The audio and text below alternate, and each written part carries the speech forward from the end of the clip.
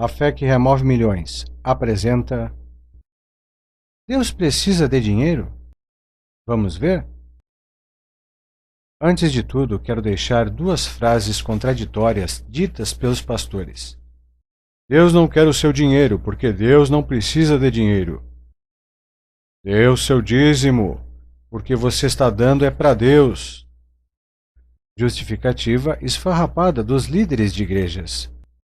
Mas a obra dele precisa pagar o aluguel e as despesas do templo.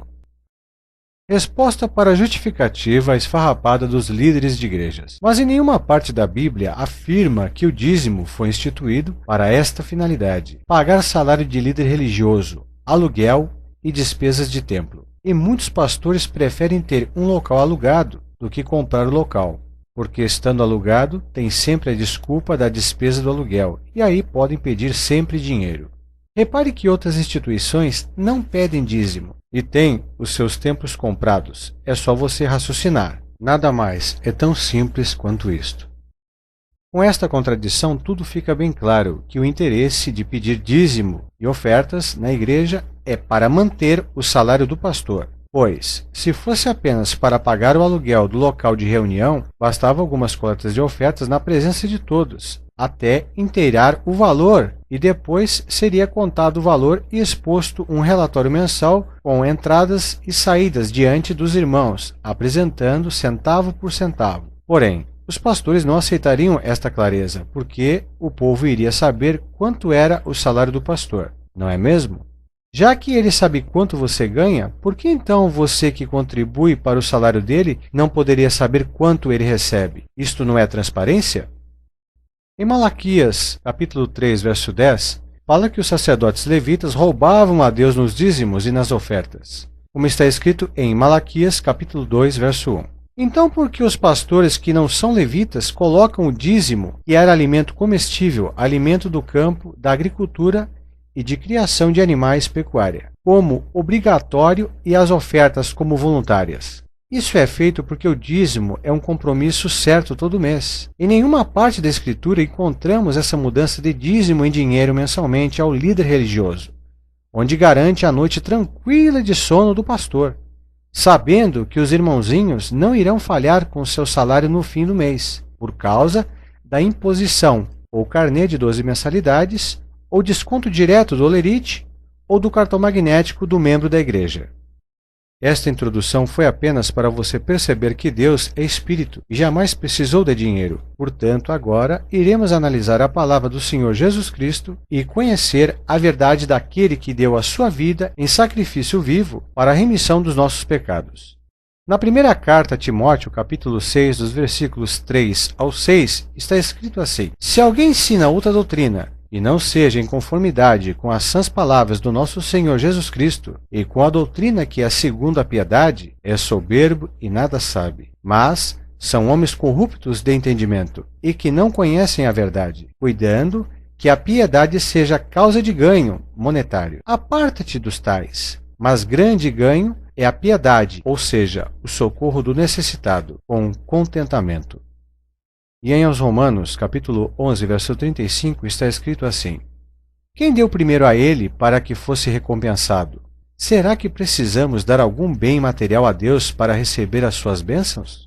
Porventura o nosso Deus é um Deus de barganha?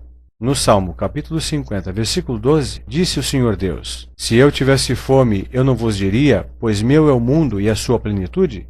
E em Deuteronômio, capítulo 10, versículo 17, está escrito assim: O Senhor não aceita recompensas. E em Isaías, capítulo 5, verso 3, a palavra diz: Por nada fostes vendido, também sem dinheiro sereis resgatados. E o que é confirmado ainda em Isaías, capítulo 55, verso 1, onde diz: Vinde às águas, todos os que têm sede, e os que não têm dinheiro, vinde e comprai, sem dinheiro e sem preço, dando referência ao novo nascimento em Cristo Jesus, ao batismo nas águas, de graça, sem dinheiro. Dar dinheiro na igreja não nos dará galardão nenhum perante a Deus, porque no Evangelho de Cristo não há ordenança para se tomar dinheiro dos fiéis, dízimo e nem oferta. Então alguém poderá citar a oferta daquela pobre viúva que deitou 2 moedas do seu sustento na arca do tesouro, e foi por Jesus Cristo reconhecida, como está escrito em Marcos capítulo 12, versículo 41 a 44. Isso ocorreu porque no Antigo Testamento havia ordenança para se tomar os dízimos do povo israelita, os quais eram também oferecidos ao Senhor em uma oferta alçada, como está escrito em Números, capítulo 18, versículo 24. Porém, Jesus reconheceu a lei de Moisés, tanto que ele mesmo disse: Eu não vim abolir a lei, mas vim para cumprir, como está escrito em Mateus, capítulo 5, verso 17, porque ele viveu na vigência da lei. Mas após ter consumado sua missão de morrer na cruz e ressuscitar, a lei findou-se. O que precisamos entender de vez por todas é que não só o dízimo, mas toda a lei cerimonial do Antigo Testamento foi por Cristo abolida, como está escrito em Hebreus capítulo 7, verso 18, e, segundo aos Coríntios, capítulo 3, verso 14. A lei e os profetas duraram até João Batista, como está escrito em Lucas capítulo 16, verso 16. Só para salientar, ainda não tinha nascido o cristianismo, portanto, não existiam cristãos. Hoje vivemos na graça do Senhor Jesus Cristo, e qualquer esforço para voltar à lei de Moisés, que Cristo desfez na cruz, é anular o sacrifício do Cordeiro de Deus e reconstruir o muro da separação que foi por ele derrubado, como está escrito em Efésios capítulo 2, dos versículos 13 a 15.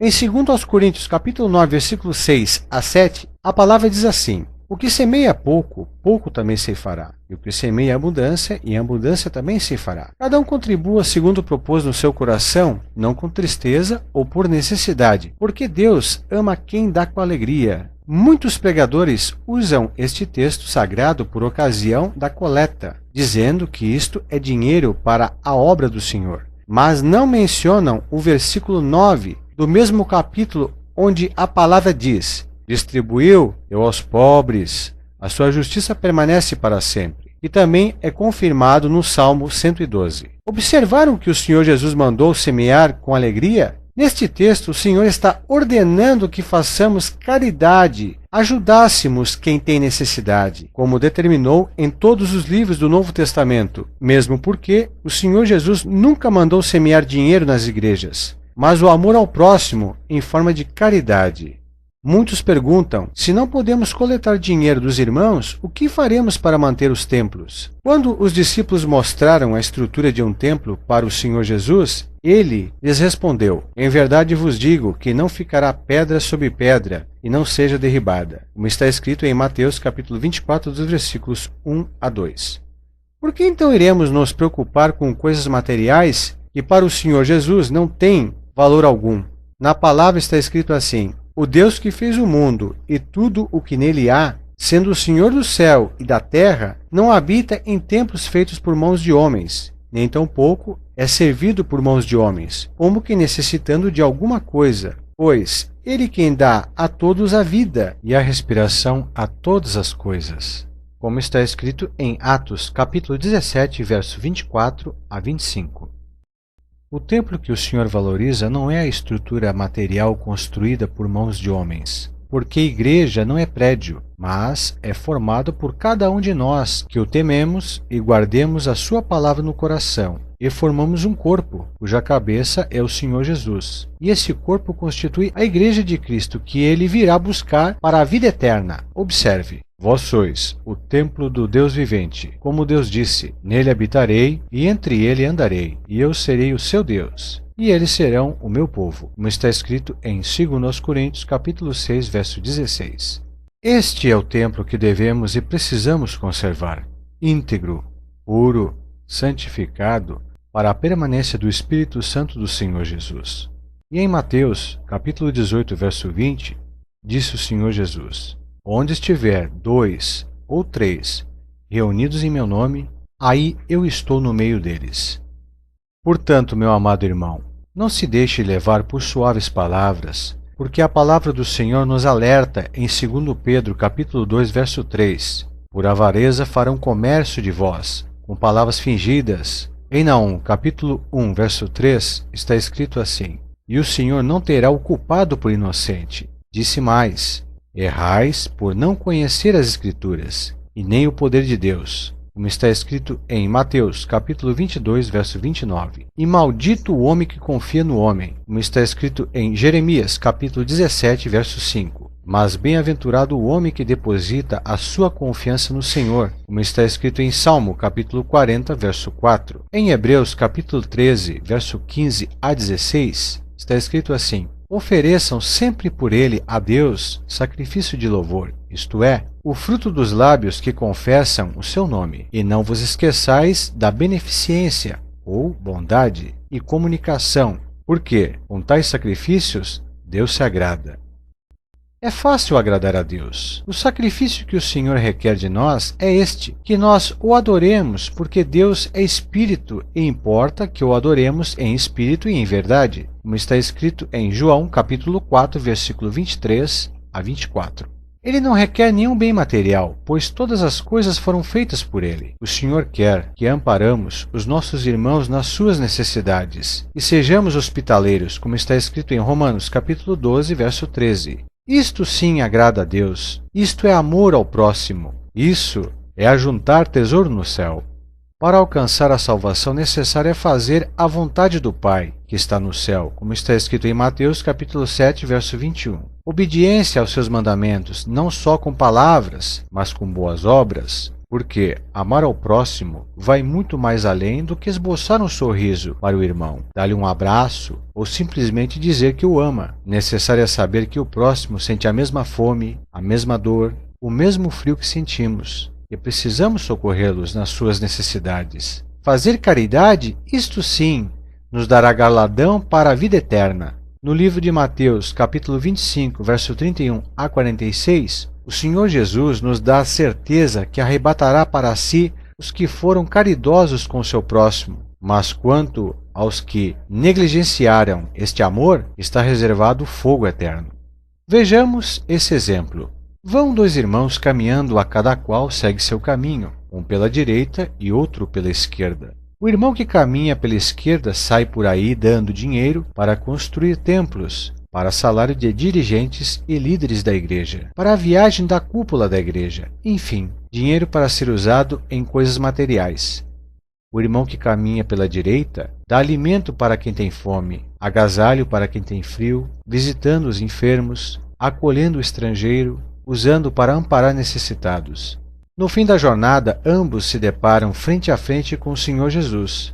Então eu pergunto: para qual dos dois o Senhor vai dizer: vinde a mim, bendito do meu Pai, e toma posse da coroa que lhe está reservada desde a fundação do mundo, porque tive fome e deste-me de comer, tive sede e deste-me de beber, estando nu, me vestiste, sendo estrangeiro, me hospedaste, como está escrito em Mateus capítulo 25, dos versículos 34 a 35. É evidente que você dirá que o Senhor Jesus irá reconhecer o irmão que praticou boas obras, o amor ao seu próximo com caridade. Muito bem, é exatamente isso. Mas vá você também e faça da mesma forma, e terás um tesouro no céu, porque assim disse o Senhor Jesus: fostes comprados por bom preço. Não vos façais servos de homens, como está escrito em 1 Coríntios, capítulo 7, verso 23.